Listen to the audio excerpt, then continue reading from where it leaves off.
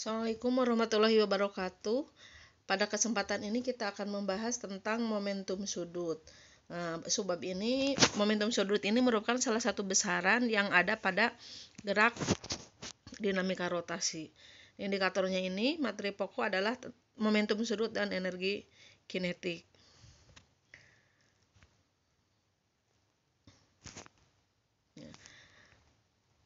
Momentum sudut yaitu momentum yang dimiliki oleh benda yang berotasi.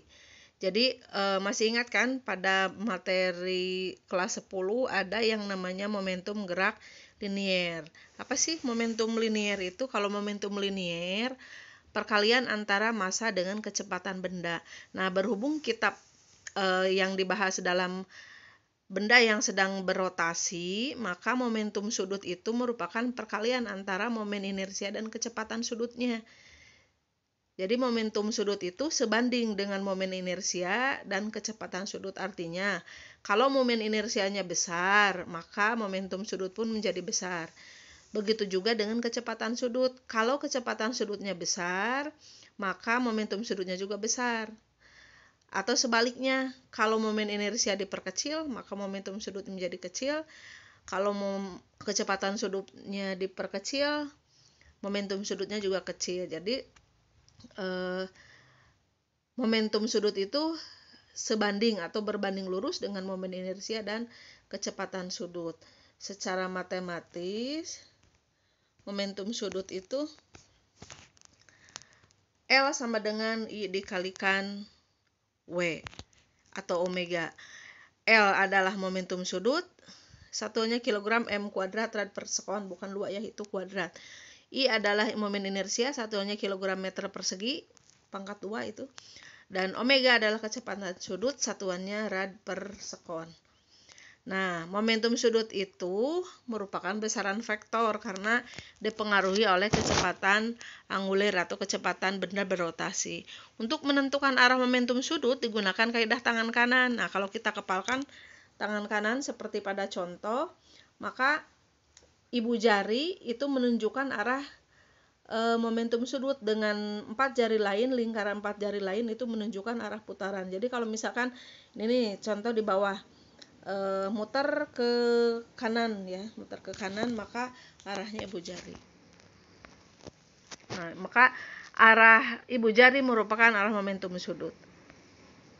Nah, hukum kedua, hukum kekekalan momentum sudut. Hukum kekekalan momentum sudut berbunyi, jika tidak ada resultan momen gaya luar yang bekerja pada sistem, maka momentum sudut sistem tetap nilainya. Artinya, ini berlaku apabila tidak ada momen gaya luar yang mempengaruhi.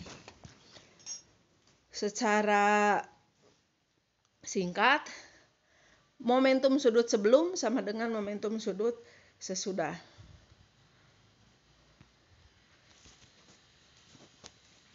Misalnya,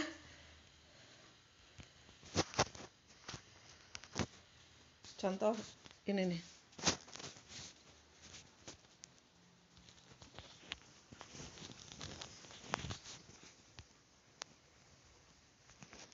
Ini merupakan contoh putaran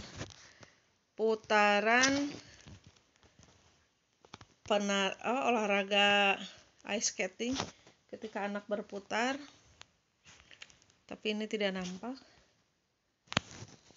tidak masalah. Nah, contoh misalkan ini nih, ini aja lah berupa gambar. Momentum sudut mula-mula misalkan seorang penari balet atau olahragawan ice skating gitu ya, berputar, tangannya direntangkan. Nah, dia akan terus berputar, tidak ada momen gaya luar yang mempengaruhi. Jadi putarannya asli dari momen gaya yang ada pada tubuhnya di awal ketika memutar dirinya. Jadi tidak didorong atau tidak ada gaya gesekan antara kaki dengan lantai. Misalkan ini di atas es ya, yang licin. Ketika direntangkan, dia muter, kemudian ketika muter langsung tangannya ditekuk, dirapatkan. Nah, maka momentum sebelum dan sesudah ditekuk itu sama, hanya akan bedanya distribusi ke besaran yang ada pada momentum sudut, yaitu nilai inersia dan kecepatan sudut tentu akan berbeda ketika tangannya direntangkan dan ketika tangannya ditekuk. Tapi momentum sudut di kedua proses tersebut sama dengan syarat tadi, tidak ada momen gaya luar yang bekerja pada sistem atau resultan momen gayanya 0 tetap. Secara matematis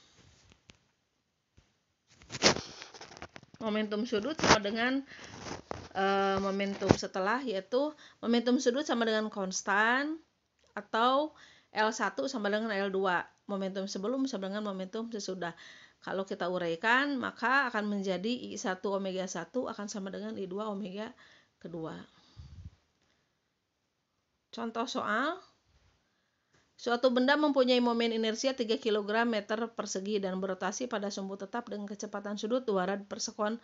Momentum sudut benda tersebut adalah, nah ini penyelesaian ini akan kalian bisa lihat di link YouTube nanti yang kita lampirkan di Google Classroom.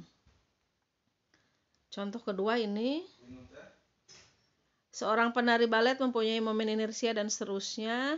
Ini juga ada penyelesaiannya, nanti disisipkan link YouTube-nya. Nah, kemudian untuk soal ada 2 soal.